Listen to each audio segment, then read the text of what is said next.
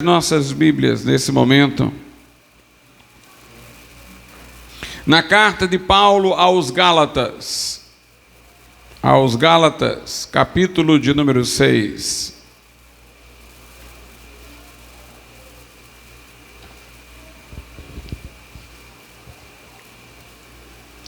Aos Gálatas 6, nós leremos os versículos de números 14 e 15. Aos Gálatas 6, versos 14 e 15. Diz assim a palavra de Deus: Mas longe esteja de mim gloriar-me, a não ser na cruz de nosso Senhor Jesus Cristo, pelo qual o mundo está crucificado para mim e eu para o mundo. Porque em Cristo Jesus nem a circuncisão, nem a incircuncisão tem virtude alguma, mas o ser nova criatura. Podeis assentar.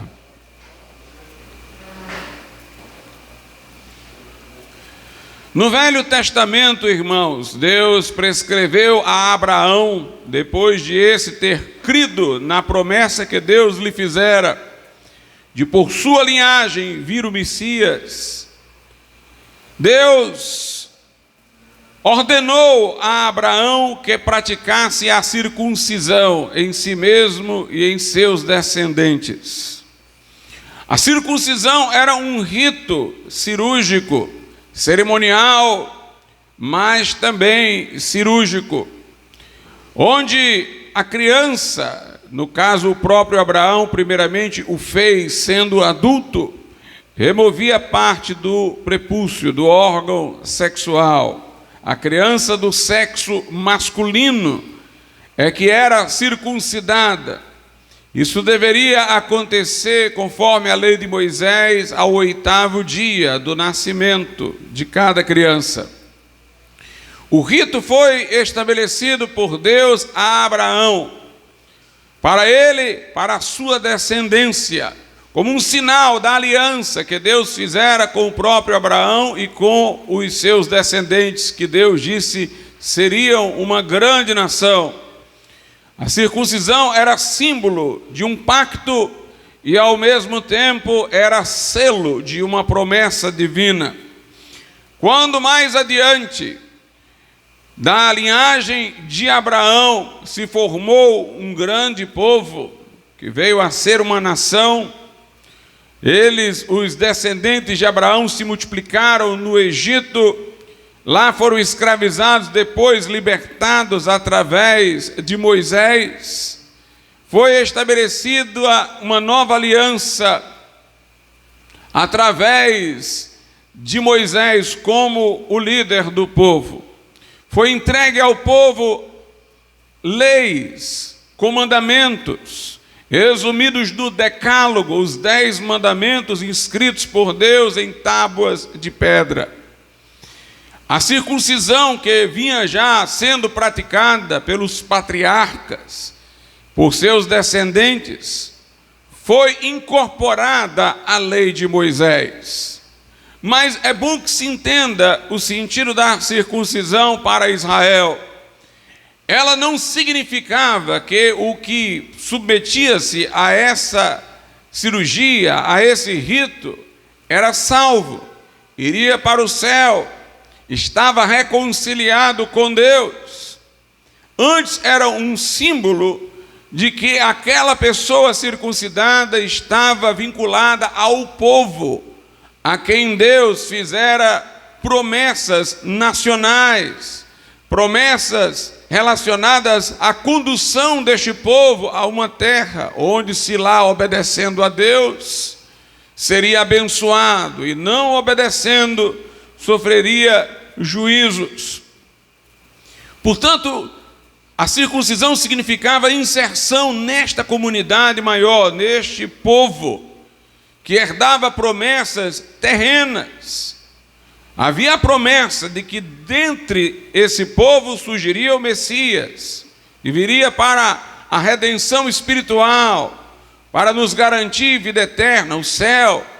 Mas Antes da vinda do Messias, havia a promessa de que este povo tornar-se uma nação, este povo iria ter uma terra determinada, e este povo iria ser abençoado na obediência e punido na desobediência. Ser circuncidado nada tinha a ver com ser salvo ou não ser salvo, mas tinha a ver com pertencer ao povo de Israel e compartilhar, caso a maioria do povo fosse obediente, com as bênçãos que viriam sobre esta nação, ou caso o povo de Deus fosse desobediente, compartilhar os flagelos que viriam sobre este povo. Poderíamos ter um circuncidado ímpio no meio do povo que majoritariamente estaria obedecendo. Ele estaria sendo beneficiado pelas bênçãos que viriam ao povo. Poderíamos ter um justo, como o profeta Jeremias, que não compartilhava com os erros do povo, mas iria sofrer com o povo os flagelos pela desobediência da maioria. A circuncisão, portanto, indicava o compartilhamento do destino da nação. Ser abençoado ou ser punido de acordo com a posição majoritária da nação, com as promessas que Deus fazia, não a cada indivíduo em particular, mas com as promessas que Deus fazia à nação, como um corpo, como uma comunidade, um conjunto coletivo. Mas, ao longo do tempo, alguns começaram a achar que ser circuncidado já colocava a pessoa numa relação adequada com Deus. Que ser descendente de Abraão já trazia privilégios, no sentido de estar com Deus relacionado para ser herdeiro, por exemplo, de vida eterna. E Paulo, meus irmãos, está confrontando este equívoco, porque inclusive depois da conversão de muitos ao cristianismo, alguns judeus que não haviam se desembaraçado de seu judaísmo, inclusive equivocadamente interpretado, estavam dizendo aos irmãos convertidos, eles que também abraçaram nominalmente o cristianismo, estavam dizendo aos outros que se eles não se circuncidassem segundo a lei de Moisés, eles não seriam salvos, muito embora tivessem crido em Cristo. Como se a circuncisão tivesse alguma virtude, algum poder, alguma eficácia de possibilitar, aprofundar a relação do homem com Deus, a relação pessoal do homem com Deus. Nessa carta aos Gálatas, Paulo está se defrontando com uma igreja que foi objeto de pregadores que trouxeram este ensino errôneo. E Paulo vai dizer que a circuncisão não acrescenta nada na nossa relação com Deus. Aqui ele diz no verso de número 25, porque em Cristo Jesus, nem a circuncisão, nem a incircuncisão tem virtude alguma, mas o ser nova criatura.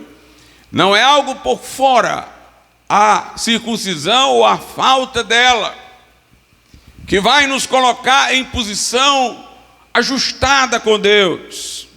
É uma condição interior, é o ter sido transformado numa nova criatura. É interessante, irmãos, que nós temos que fazer uma diferença entre a circuncisão dos judeus e o batismo cristão. Um dos grandes erros daqueles que mantiveram o batismo de criança foi ter pensado que a circuncisão do Velho Testamento foi substituída na graça pelo batismo, e que como a circuncisão poderia ser administrada em infantes, o batismo também deve sê-lo, muito embora não encontre nenhum precedente explícito para isso na Bíblia Sagrada. Mas é claro na Escritura que o batismo não é na graça o equivalente à circuncisão no Velho Pacto. Porque se você observar, antes de Jesus morrer e ressuscitar, e não há novo pacto, senão depois da morte e ressurreição de Jesus, não há novo testamento, não há testamento, senão com a morte do testador, só veio a existir um novo pacto com o sangue vertido de Cristo. Se você observar, antes da morte e ressurreição de Jesus, João Batista começou a batizar nas águas. E o batismo de João Batista era concorrente com a circuncisão. Ainda estava valendo, Jesus não tinha morrido e ressuscitado, ainda estava valendo para o judeu a exigência de que ele fosse circuncidado. O próprio Jesus, enquanto homem, foi circuncidado, porque vinha de judeu. Na contagem genealógica, foi contado como filho de Maria e José, muito embora tenha vindo ao mundo por obra do Espírito Santo. E havia o batismo de João Batista. Seria mais lógico dizer que o batismo cristão substituiu o batismo de João Batista, em vez de dizer que substituiu a circuncisão. E se você reparar, o batismo de João Batista era administrado somente para adultos. Era chamado de batismo de arrependimento. Uma criança, um infante, não tem consciência do pecado para que tenha também a exigência do arrependimento. Eram os adultos que vinham para serem batizados por João Batista. O batismo, portanto, não é a continuação da circuncisão ou o substituto para a circuncisão. Tem um sentido diferente. Na verdade, a Bíblia diz que os ritos, as cerimônias do Velho Testamento, elas eram, conforme Hebreus 10:1, sombras de bens futuros, não a imagem exata das coisas. Era um grande equívoco pensar que aqueles sacrifícios judaicos de animais poderiam perdoar ou apagar pecados. Eles não tinham eficácia, senão pedagógica, didática. Eles eram sombras de bens futuros, não eram de valor em si mesmos. Se cridos como sendo o próprio sacrifício imediatamente expiatório, eles seriam um engano e um tropeço.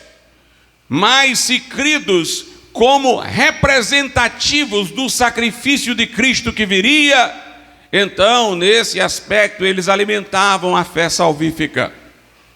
Eles não deveriam ser tidos como fim em si mesmos, mas como meios para outros fins. Não eram a realidade exata, eram as sombras do que viria a ser a realidade exata, sombras de bens futuros.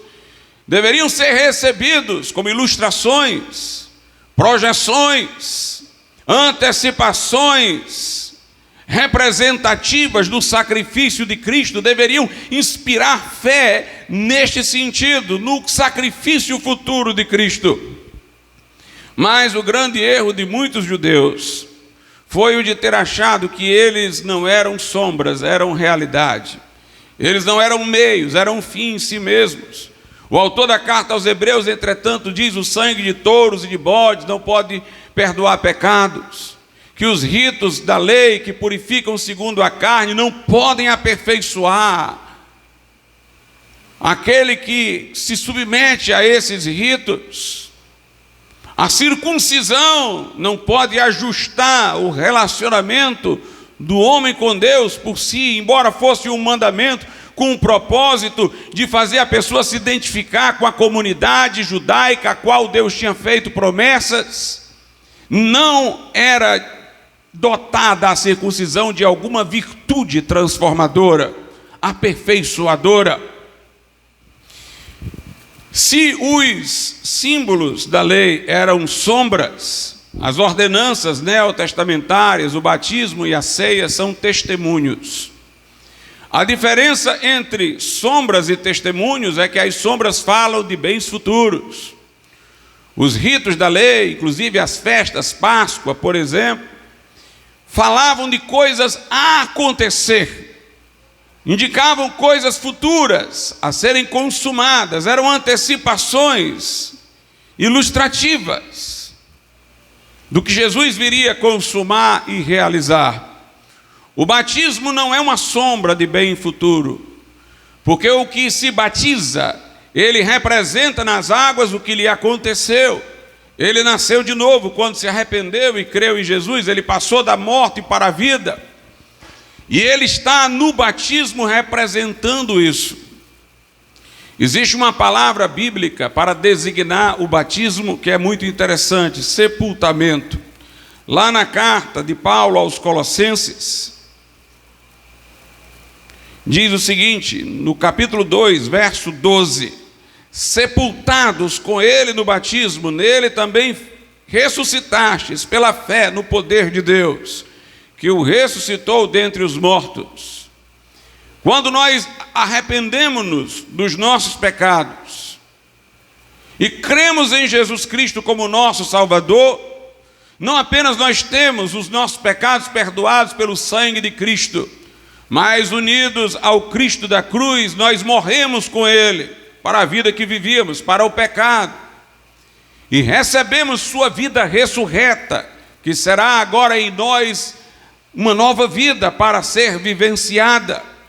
Nós ali saímos da vida velha, morre o velho homem pelo poder da cruz, e vem uma nova existência vinculada à ressurreição de Cristo. Note, o batismo não é a morte do velho homem, é o sepultamento do velho homem. Sepultar presume a morte já tendo acontecido. O sepultamento é um ato público para dar notícia a uma comunidade, a uma sociedade, de que alguém morreu. Alguém poderia morrer e ser deixado lá, mas há o sepultamento porque é uma cerimônia fúnebre, é uma cerimônia para dar publicidade a uma morte acontecida. O batismo, portanto, é para você dar um testemunho de que o velho homem que você era morreu. É para você tornar público que o velho homem que você era já morreu na cruz de Cristo, quando você se arrependeu e creu no Evangelho. Portanto, o batismo é um testemunho exterior de uma obra já consumada interiormente. Assim também a ceia. A ceia é um memorial do sacrifício já feito de Jesus. Você dá testemunho de que crê que já aconteceu, não é uma sombra do que vai acontecer, é um testemunho de sua fé naquilo que já aconteceu. Você comemora o triunfo de Jesus Cristo por meio de sua morte na cruz, provendo resgate para todos nós. Mas o batismo nada tem a ver com a circuncisão do velho pacto. E assim como os ritos da lei não operavam por si mesmos, funcionavam pedagogicamente como sombras de bens futuros, o batismo e a ceia não operam por si mesmos de forma mágica. Eles apenas dão oportunidade a que testemunhemos da nossa fé, da morte do velho homem pelo poder da cruz de Cristo, do sacrifício de Jesus Cristo, pelo qual obtivemos a remissão dos nossos pecados. É o que damos testemunho na ceia. Entendido em seu real propósito, o batismo e a ceia fortalecem a fé, vistos como palavra visível, como oportunidade de eu manifestar a todos o que sou, o que Jesus Cristo fez por mim na cruz do Calvário. E meus amados irmãos, o batismo, portanto, não regenera. Paulo, ou melhor, Pedro, diz isso explicitamente. A primeira epístola de Pedro, capítulo 3, verso 21, Pedro diz que assim como a família de Noé entrou na arca e depois passou pelas águas do dilúvio, nós somos salvos pela ressurreição de Jesus Cristo, passando por uma figura em seguida, que é o batismo. Os de Noé foram salvos não pelas águas do dilúvio, mas pela arca. Nós não somos salvos pelas águas do batismo, mas por Jesus Cristo. A ressurreição de Jesus é a nossa arca. Mas assim como estando na arca, depois A família de Noé passou pelas águas do dilúvio, nós passamos por uma verdadeira figura que é o batismo. Aí Pedro diz, batismo que não é o despojamento da imundície da carne. O batismo não remove a nossa carnalidade. O batismo não nos despoja da carnalidade. Aí ele diz, não é o despojamento da imundície da carne, mas a indagação, ou conforme outra tradução, a resposta de uma boa consciência. Ou seja, o batismo é aquilo que alguém que tem uma boa consciência, que tem um coração renovado, quer para dar testemunho disso. Não é algo que tenha a eficácia para nos despojar da imundície da carne. Nós somos libertos da carnalidade, nós nascemos de novo, nós temos o velho homem em nós destruído quando nos arrependemos e cremos no Evangelho, aceitando Jesus como nosso Salvador. Não faria sentido textos como esse que nós lemos aqui no princípio, se o batismo tivesse eficácia de regeneração. Gálatas 6 diz, no versículo 15, porque em Cristo Jesus nem a circuncisão, nem a incircuncisão tem virtude alguma, mas o ser nova criatura. Paulo está contrastando um rito externo, uma cerimônia formal, inoperante, com uma transformação íntima operada através de Cristo em nossos corações. Se ele pensasse que o batismo agora que regenera, veja como seria esquisito. É como se ele estivesse dizendo, nem a circuncisão, nem a incircuncisão vale coisa alguma, mas sim o batismo. Não parece que Paulo está aqui falando da inoperância da circuncisão para falar da operância de um outro rito substitutivo. Mas ele está mostrando que ritos externos não podem mudar o coração do homem. Porque em Jesus Cristo nem a circuncisão nem a incircuncisão tem virtude alguma. Ele não diz, mas sim o batismo, ele diz, mas sim o ser nova criatura. No verso 14 ele diz, longe esteja de mim gloriar-me, a não ser na cruz.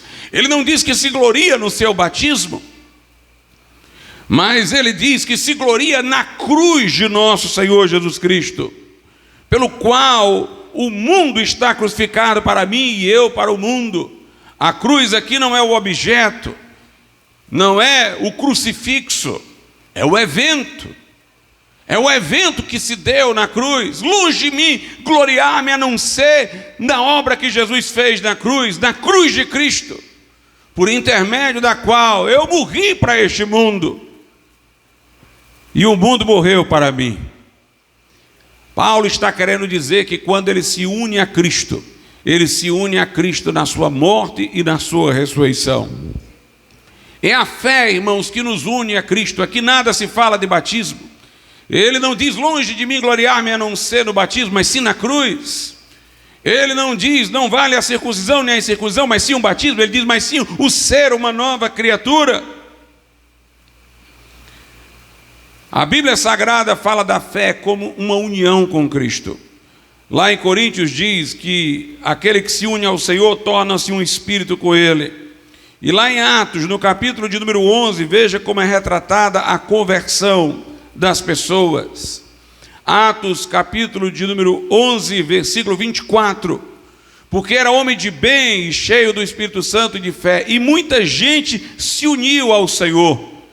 Falando aqui da obra que Deus fazia através de Barnabé como pregador, é dito que o resultado era esse: muita gente se unia ao Senhor, indicando fé, indicando que estas pessoas, crendo, eram unidas a Cristo, se arrependendo dos pecados e crendo em Jesus. Elas eram unidas a Jesus Cristo, morrendo com Ele para o mundo e ressuscitando para uma nova vida relacionada a Deus. É assim que a Bíblia diz, aquele que está em Cristo, unido a Cristo, nova criatura é. As coisas velhas já passaram e eis que tudo se fez novo. Jesus convidava-nos a uma união com Ele, dizendo, todo aquele que vem a mim, eu não o lançarei fora. Quem tem sede, vem a mim e beba. Ele dizia, vinde a mim os cansados e sobrecarregados, e eu vos aliviarei. Vinde a mim para uma união com Ele. Se unir ao Senhor é arrependido, vir a Cristo para render-lhe a vida. E neste momento nós estamos mortos para o mundo e vivos para Deus. Gálatas 2:20 deixa isso muito claro, quando Paulo diz: eu já estou crucificado com Cristo, e vivo não mais eu, mas Cristo vive em mim. Aí ele diz: e essa vida nova, que eu agora vivo pela fé no Filho de Deus, não pelo batismo, pela fé no Filho de Deus que me amou e a si mesmo se entregou por mim. Em João 1, lá pelo versículo 12, a Bíblia diz: Jesus veio para o que era seu, os seus não o receberam, mas a todos quanto o receberam, a saber os que creem no seu nome, deu-lhes o poder de serem feitos filhos de Deus. São esses que não nasceram, diz o texto lá, da carne, nem do sangue, nem da vontade do varão, mas nasceram agora de Deus, nasceram de novo, nasceram espiritualmente, nasceram de Deus. E é isso que distancia o batismo, inclusive, da circuncisão, porque todo descendente de Abraão submetia-se à circuncisão, era fruto extensivo do pacto de Deus com Abraão. Todo judeu estava fisicamente ligado a Abraão, veio de Abraão, veio dos lombos de Abraão. Mas o novo pacto é com Cristo, é para aqueles que estão em Cristo, e nós não nascemos unidos a Cristo, nós temos que nascer de novo para estar nele. Na verdade, o filho de Abraão, o descendente de Abraão, não virava descendente de Abraão porque se circuncidava. Ele se circuncidava porque era descendente de Abraão.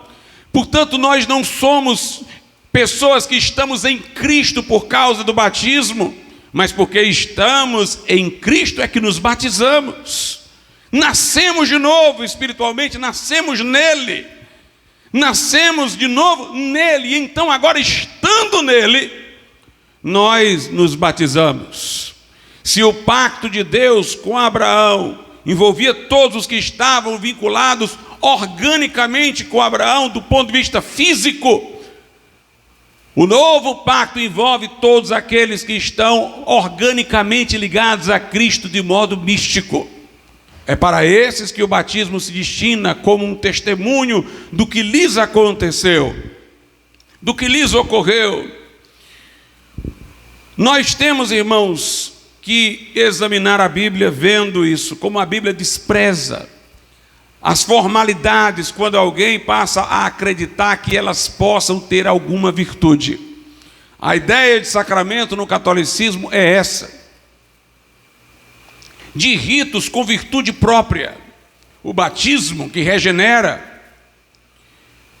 a ceia, pela qual a pessoa, na visão católica, ingere fisicamente, pela boca, o próprio Cristo; o crisma, onde ela acha que recebe o Espírito Santo. O Novo Testamento desdenha disso, falando inclusive de tempos anteriores como os da lei. Nem na época da lei Deus operou virtudes através de coisas físicas. Nem na época da lei, sangue de touros e de bodes não perdoa pecados. Os ritos purificavam quanto à carne, ou seja, do ponto de vista cerimonial, mas não aperfeiçoavam o que oferecia sacrifício. Diz lá na carta aos Hebreus: em Cristo Jesus não vale a circuncisão nem a incircuncisão, mas sim o ser uma nova criatura. Nós não podemos voltar, portanto, nunca ao erro do judaísmo. Interessante que lá em Gálatas diz assim, no capítulo 5, verso 6: porque em Jesus Cristo nem a circuncisão nem a incircuncisão tem valor algum, mas sim a fé que opera pelo amor. Em Cristo Jesus não vale a cerimônia externa, o ser circuncidado, não ser circuncidado. O que vale é a fé, uma fé que opera pelo amor, que nos faz amar a Cristo, que nos faz amar a Deus. Uma fé pela qual o nosso coração se enche de gratidão por Jesus Cristo ter padecido por nós. E para aqueles que achavam que além de crer em Jesus precisavam se circuncidar para ser salvo, Paulo diz em Gálatas 5:2: eis que eu, Paulo, vos digo, se vos deixar de circuncidar, Cristo de nada vos aproveitará. Se vocês acham que precisam além de Cristo da circuncisão para a salvação, Jesus não fará nada por vocês. A fé de vocês em Jesus não valerá nada para a salvação. Se você crê que a salvação é pela fé e pelo batismo, você não vai ser salvo. Jesus de nada lhe aproveitará. É preciso que você creia que a salvação é somente pela pessoa de Jesus, arrependendo-se dos seus pecados e entregando a sua vida a Jesus Cristo. Há um cuidado, irmãos, na Bíblia, desde o arrependimento, para que ele não seja simulado, seja real.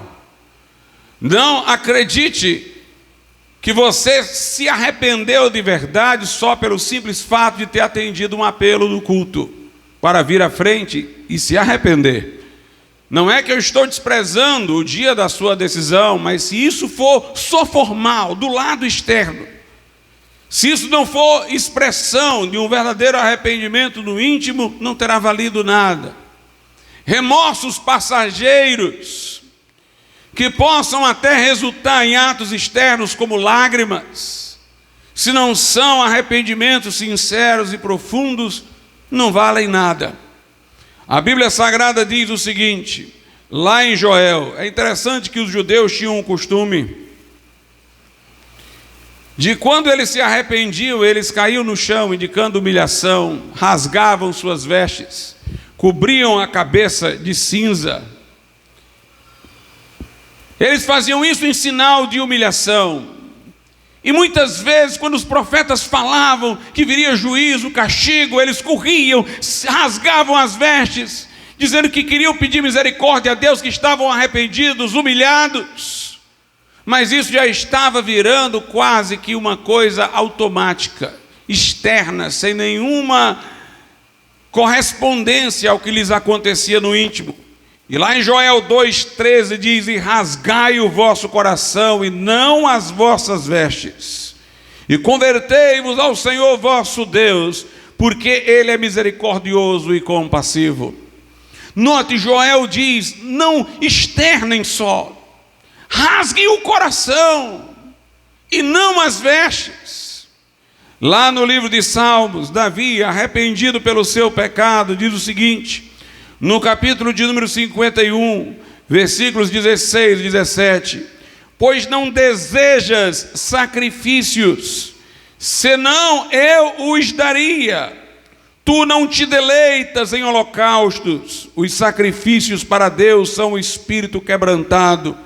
A um coração quebrantado e contrito não desprezarás, ó Deus. O salmista arrependido diz: Senhor, se tu te deleitasses em sacrifícios, eu te oferecia inúmeros. Mas eu sei que o que tu queres não são ritos externos, mas é um coração quebrantado, e contrito. Lá no livro do profeta Isaías, no capítulo 1, no versículo 13, o profeta diz: não continueis a trazer ofertas vãs, o incenso é para mim abominação, e as luas novas, e os sábados, e a convocação das assembleias. Não posso suportar iniquidade, nem mesmo a reunião solene. Deus diz pela boca do profeta Isaías: eu não posso suportar esta hipocrisia. Não tragam mais ofertas, incensos. Eu não posso suportar a assembleia solene junto com a iniquidade. Esses homens eram religiosos exteriormente, mas veja como Deus os enxergava. Isaías 1,6: desde a planta do pé até a cabeça não há nele coisa sã, senão feridas, inchaços e chagas podres, não espremidas, nem ligadas, nem amolecidas com óleo. E veja o apelo do profeta, versículo 18: vinde então e raciocinemos juntos, diz o Senhor, ainda que os vossos pecados sejam como a escarlata, Isso se eles se arrependerem, eles se tornarão brancos como a neve, ainda que sejam vermelhos como o carmesim, se tornarão como a branca lã. Portanto, irmãos, Deus quer a realidade, o coração quebrantado e contrito.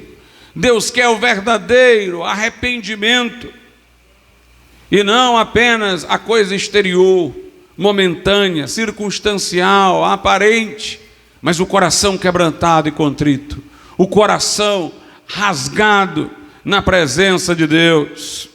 João Batista pregava o arrependimento.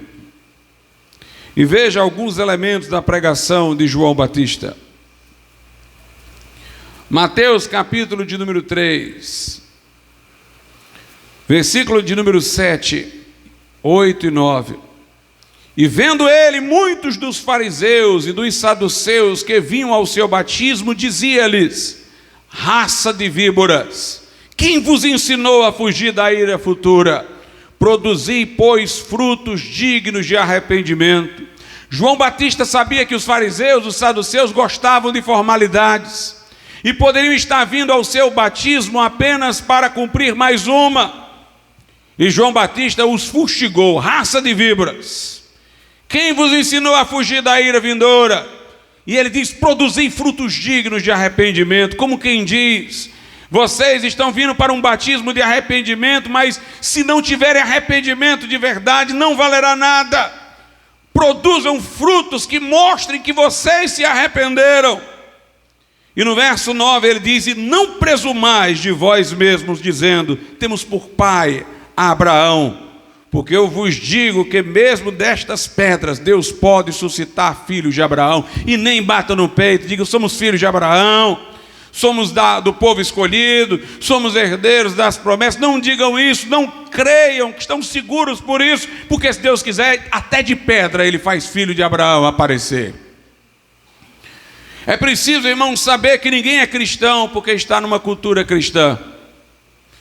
Não se transmite a condição de salvação por meio da educação, não é automática.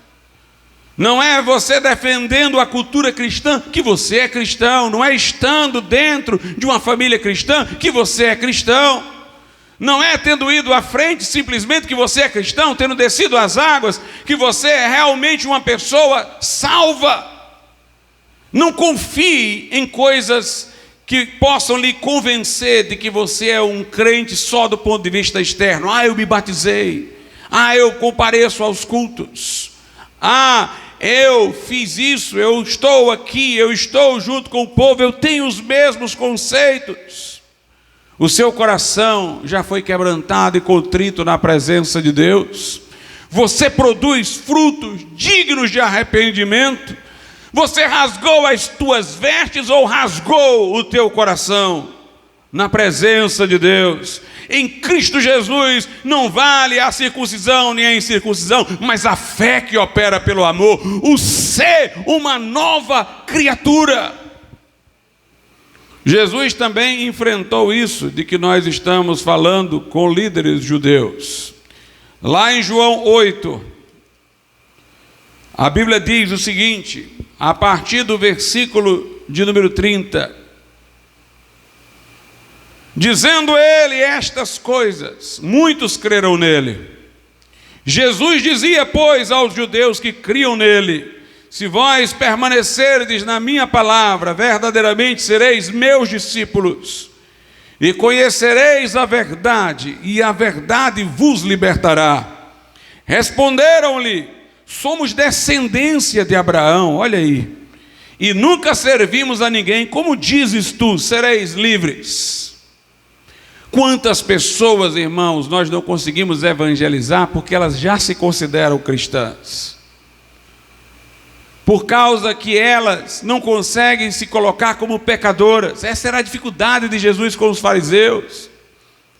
Ele não tinha dificuldade com uma prostituta que caía aos seus pés, que dela a sociedade já escarnecia, que já era mal vista, dos bêbados. Ele não tinha problema com os bêbados.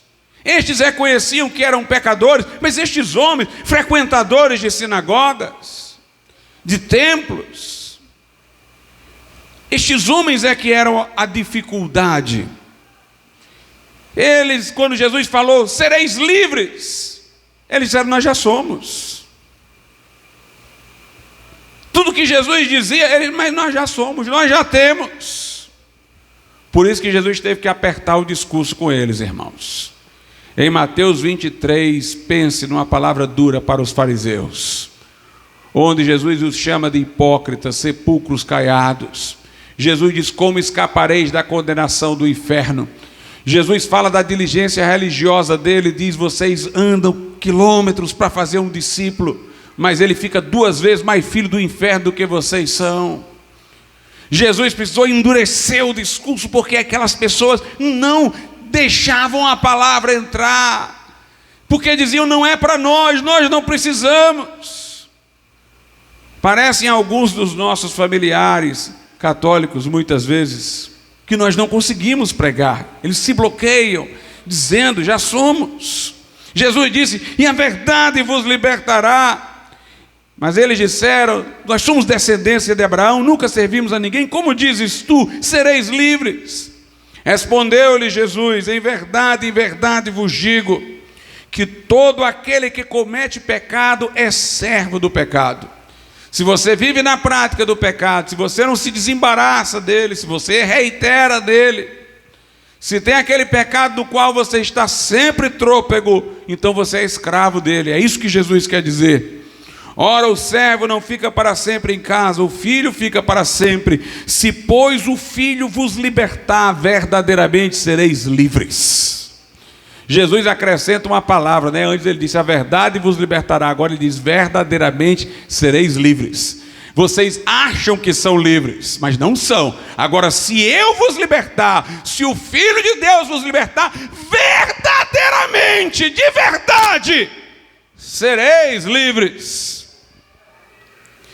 Mas veja o que foi a continuidade. Versículo 37. Bem sei que sois descendência de Abraão, contudo procurais matar-me, porque a minha palavra não entra em vós. Vocês dizem que são descendentes de Abraão, mas procuram me matar, porque a palavra não entra. Eu falo do que vi junto de meu pai, e vós fazeis o que também viste junto de vosso pai. Responderam-lhe, note, é como eles fogem, eles nunca aceitam que tem algum problema. Jesus disse, eu faço o que meu pai me manda, e vocês o que o pai de vocês manda. Responderam e disseram-lhe, nosso pai Abraão. Jesus disse-lhes, se fosseis filhos de Abraão, faríeis as obras de Abraão. Mas agora procurais matar-me a mim, homem que vos tem dito a verdade que de Deus tem ouvido. Abraão não fez isso. Vocês não são filhos de Abraão. Abraão não fechou os ouvidos ao que Deus disse. Vocês estão fechando. Vós fazeis as obras do vosso pai. Disseram-lhe, pois, nós não somos nascidos de fornicação, temos um pai que é Deus. Eles perceberam que Jesus ia dizer alguma coisa grave sobre qual seria a paternidade deles. Quando eles perceberam isso, eles foram logo dizendo, perceberam que Jesus os estava reprovando, eles disseram, nós não nascemos de fornicação, nós temos um pai que é Deus. Verso 42, disse-lhe, pois, Jesus, se Deus fosse o vosso pai, certamente me amaríeis, porque eu saí e vim de Deus, não vim de mim mesmo, mas Ele me enviou. Por que não entendeis a minha linguagem? Por não poderdes ouvir a minha palavra. Vós tendes por pai ao diabo, e quereis satisfazer os desejos do vosso pai. Ele foi homicida desde o princípio, e não se firmou na verdade, porque não há verdade nele. Quando ele profere mentira, fala do que lhe é próprio, porque é mentiroso e pai da mentira. Mas porque vos digo a verdade, não me credes. Meus irmãos, que palavra forte. Que palavra forte essa de Jesus. Hoje em dia há pessoas que querem se considerar crentes e fazendo coisas incompatíveis com a fé, com um cigarro na boca, um copo de bebida num bar, com ideologias esquerdistas, apoiando aqueles que patrocinam ideologia de gênero, aborto e tudo mais, e querem se dizer crentes, crente progressista, dizem eles, crente liberal, crente esquerdista. Acham que porque tem uma linguagem que usa palavras da Bíblia, porque frequentam uma determinada igreja que talvez não confronte o pecado deles, porque receberam um batismo, são cristãos. Mas a Bíblia diz: quem comete pecado é escravo do pecado. Mas se o Filho de Deus libertar, aí verdadeiramente sereis livres. A Bíblia diz que formas não adiantam, nem a circuncisão, nem a incircuncisão vale coisa alguma. Mas sim a fé que opera pelo amor, o ser uma nova criatura, longe de me gloriar-me, me apoiar para ter segurança do meu relacionamento com Deus, a não ser na cruz de Cristo. E essa cruz não é aquela só que perdoa pecados, não, é aquela pela qual eu estou morto para esse mundo. E esse mundo está morto para mim, nem eu tenho nada a ver com ele, nem ele tem nada mais a ver comigo. É a cruz que separa, é a cruz que corta todas as algemas com este mundo. Essa é a mensagem do Evangelho. É preciso nascer de novo, é preciso verdadeiro arrependimento, verdadeira fé, fé que opera pelo amor, pela devoção a Cristo, transformação de vida, para que alguém tenha a segurança do céu, pela cruz, pela morte vicária de Cristo, pela qual ele rompeu com este mundo que não tem mais nada a ver com ele, e ele não tem mais nada a ver com este mundo. A mulher samaritana disse: Senhor, onde é que nós devemos te adorar? É aqui neste monte, como meus antecedentes disseram, ou é lá no templo, como os judeus falam? Jesus disse: olha, é chegada a hora de que não é aqui nem lá. O Pai está à procura de adoradores que o adorem em espírito e em verdade. Deus quer realidade, Deus quer conversão real, transformação de vida pelo poder do Evangelho. Vamos ficar de pé.